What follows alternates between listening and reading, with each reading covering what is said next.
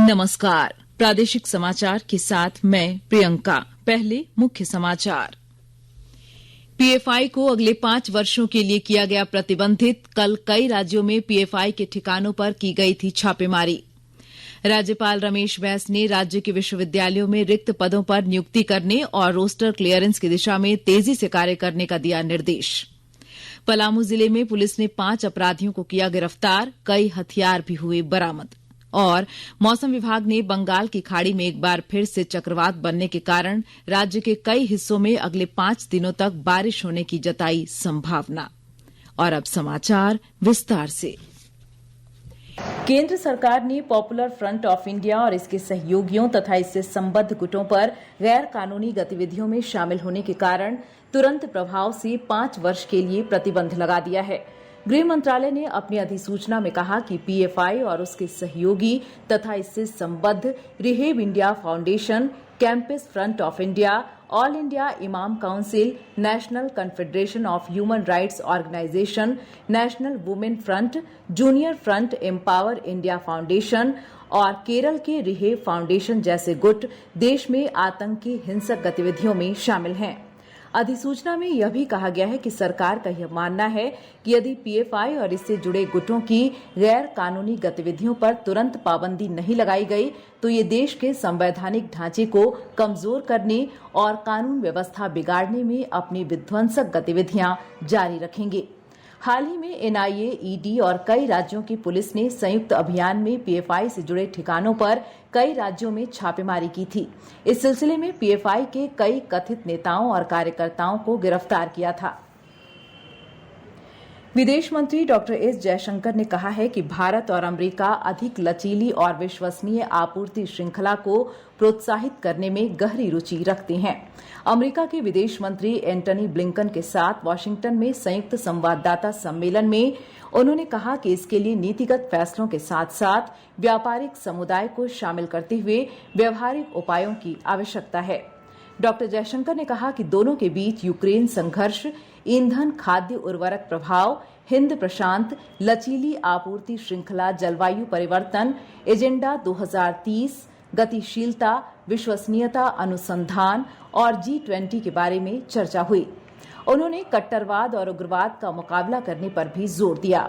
विदेश मंत्री ने कहा कि विकासशील देशों के बीच ऊर्जा संबंधी मुद्दों के समाधान को लेकर काफी चिंता है।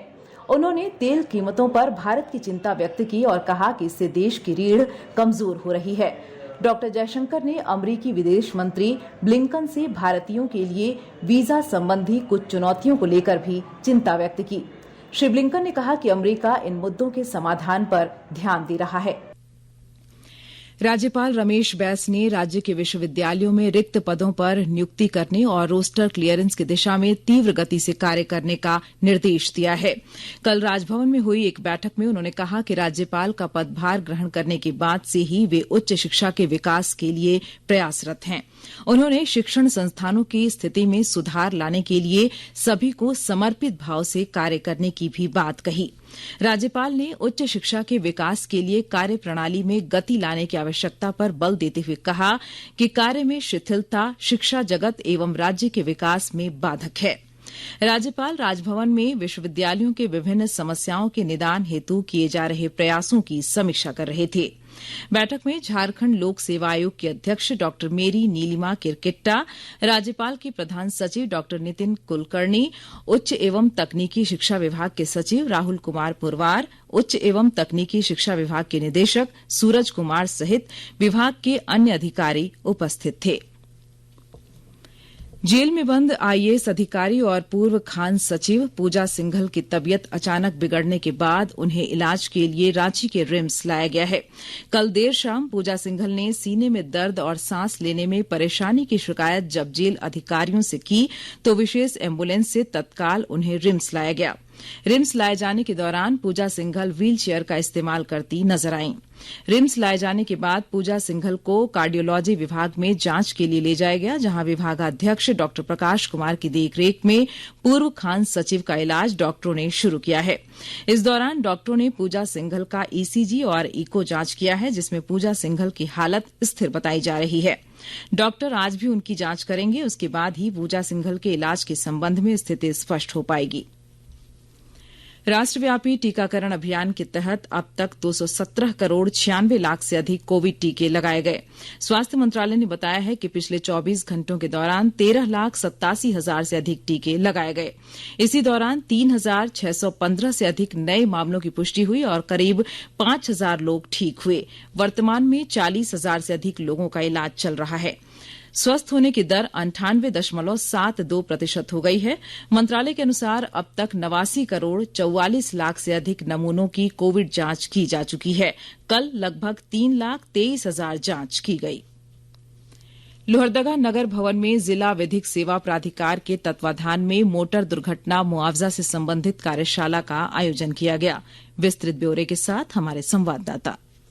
लोहरदगा जिला में बढ़ती सड़क दुर्घटनाओं को देखते हुए जिला विधिक सेवा प्राधिकार के द्वारा एक जागरूकता कार्यशाला का आयोजन नगर भवन में किया गया। इसमें बतौर मुख्य अतिथि प्रधान जिला एवं सत्र न्यायाधीश सह जिला विधिक सेवा प्राधिकार के अध्यक्ष राजेंद्र बहादुर पाल विशेष रूप से मौजूद थे। मौके पर पुलिस अधीक्षक आर राम कुमार, मुख्य resource person high court motor accident claim case के विशेषज्ञ अधिवक्ता अरविंद कुमार लाल भी उपस्थित थे। इस अवसर पर मोटर वाहन दुर्घटना से संबंधित कई महत्वपूर्ण जानकारियां लोगों को दी गई। प्रधान जिला एवं सत्र न्यायाधीश ने कहा कि सभी यातायात नियमों का पालन करें। दुर्घटना में घायल व्यक्ति का सहयोग करने वाले व्यक्ति का नाम उसके अनुमति के बिना प्रयोग नहीं करना है। उन्हें परेशान भी नहीं करनी है, ताकि लोग आगे भी सहयोग के लिए आएं। गोपी कृष्ण कुंवर, आकाशवाणी समाचार, लोहरदगा। आकाशवाणी के ताजा तरीन समाचारों के लिए आप हमारी वेबसाइट newsonair.com पर लॉग ऑन कर सकते हैं। ताजा समाचार Twitter handle @AIR news alerts और Facebook page all India radio news पर भी उपलब्ध है। आप प्रादेशिक समाचार एकांश के ट्विटर हैंडल @AIR न्यूज _ और फेसबुक, इंस्टाग्राम पेज तथा YouTube channel AIR news Ranchi पर भी हमारे बुलेटिन सुन सकते हैं। प्रादेशिक समाचार आप आकाशवाणी रांची से सुन रहे हैं और अब पेश है कोरोना से बचाव के कुछ संदेश। चलो मिलकर एक शुरुआत करें, चलो एक फैसला आज करें, मास्क नहीं तो टोकेंगे, कोरोना को रोकेंगे। चलो एक वादा करते हैं, चलो कुछ वादा करते हैं, मास्क नहीं तो टोकेंगे, कोरोना को रोकेंगे। भारत सरकार द्वारा जनहित में जारी। कोविड-19 से बचाव और सुरक्षित रहने के 3 उपाय। मास्क लगाएं, 2 गज दूरी है जरूरी, सुरक्षित दूरी रखें, हाथ और मुंह साफ रखें। प्रादेशिक समाचार में आपका एक बार फिर स्वागत है। पलामू जिले में पुलिस ने 5 अपराधियों को गिरफ्तार किया है। गिरफ्तार अपराधियों के पास से कई हथियार भी बरामद किए गए हैं। पुलिस के अनुसार ये सभी किसी बड़ी आपराधिक घटना को अंजाम देने की फिराक में थे। दुर्गा पूजा में सीआरपीएफ और रैपिड एक्शन फोर्स की प्रतिनियुक्ति के लिए पुलिस मुख्यालय ने झारखंड सरकार से आग्रह किया है। पुलिस मुख्यालय ने केंद्रीय बलों के प्रशिक्षित जवानों के संवेदनशील क्षेत्रों में तैनात किए जाने के लिए आग्रह किया है। पुलिस मुख्यालय ने झारखंड सरकार को भेजे अपने पत्र में उल्लेख किया है कि राज्य में दुर्गा पूजा के दौरान 3 से 7 अक्टूबर यानी केवल 5 दिनों के लिए केंद्रीय बल की आवश्यकता है। इनमें 2 company rapid action force, 4 company CRPF का पुरुष बल और 1 कंपनी महिला बल की प्रतिनियुक्ति के लिए पुलिस मुख्यालय से आग्रह भेजा गया है।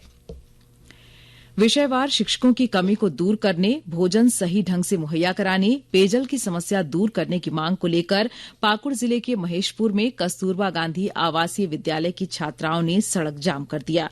कस्तूरबा आवासीय विद्यालय की छात्राओं के सड़क जाम करने की वजह से महेशपुर सोनारपाड़ा गुम्मा मोड़ मुख्य सड़क पर घंटों आवागमन बाधित हुआ। मामले की जानकारी मिलते ही जिला शिक्षा अधीक्षक मुकुल राज पहुंचे और छात्राओं से वार्ता कर उनकी मांगों को पूरा करने का आश्वासन दिया। वहीं सड़क जाम कर रही स्कूली छात्राओं ने बताया कि कई बार वार्डन का ध्यान व्याप्त समस्याओं की ओर दिलाया गया, लेकिन निदान नहीं निकलने पर यह कदम उठाना पड़ा है। देवघर नगर निगम के कर्मी सहित सफाई कर्मचारियों की अनिश्चितकालीन हड़ताल 8वें दिन भी जारी रही।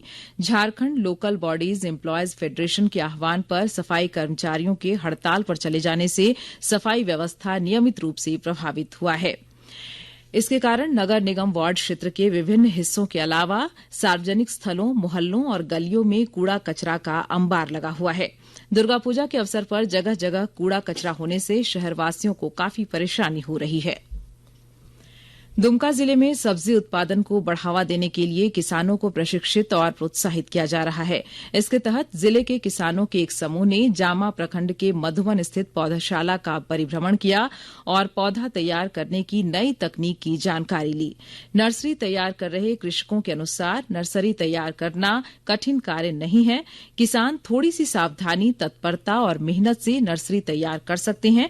इसके लिए समय, पौधों की सिंचाई, दवा के छिड़काव और तापमान नियंत्रण के उपायों की जानकारी होना पर्याप्त है।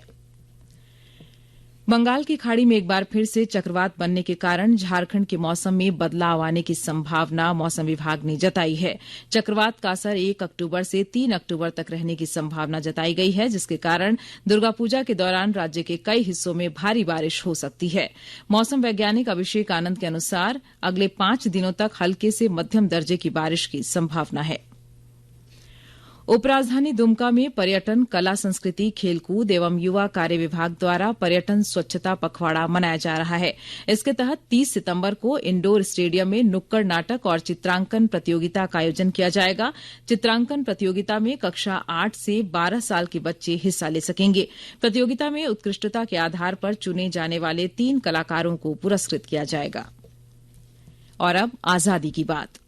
आजाद भारत की बात आकाशवाणी के साथ की कड़ी में आज हम भारत सरकार के make in India make for world पहल के बारे में बात करेंगे।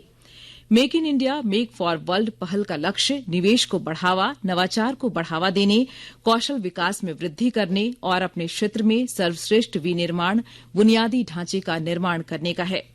प्रधानमंत्री नरेंद्र मोदी ने इस पहल की शुरुआत वर्ष 2014 में की थी। मेक इन इंडिया कार्यक्रम देश को एक अग्रणी वैश्विक विनिर्माण और निवेश के केंद्र में बदल रहा है। प्रधानमंत्री ने कहा है कि यह पहल दुनिया भर के संभावित निवेशकों और भागीदारों को न्यू इंडिया की विकास गाथा में भाग लेने के लिए एक खुला निमंत्रण है। विदेशी निवेश आकर्षित करने के लिए सरकार ने एक उदार और पारदर्शी नीति बनाई है, जिसमें अधिकांश क्षेत्रों को प्रत्यक्ष विदेशी निवेश के लिए खोल दिया गया है। 14 प्रमुख विनिर्माण क्षेत्रों में शुरू की गई उत्पादन से संबंधित प्रोत्साहन योजना भी मेक इन इंडिया पहल को बढ़ावा दे रही है।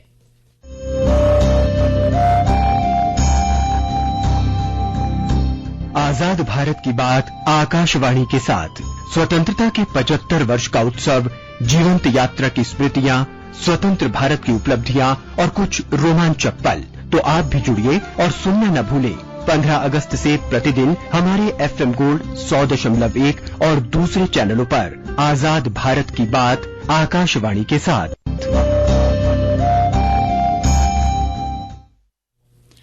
भारत और दक्षिण अफ्रीका के बीच 3 2020 अंतर्राष्ट्रीय क्रिकेट मैचों की श्रृंखला का पहला मैच आज तिरुवनंतपुरम के ग्रीनफील्ड अंतर्राष्ट्रीय स्टेडियम में खेला जाएगा।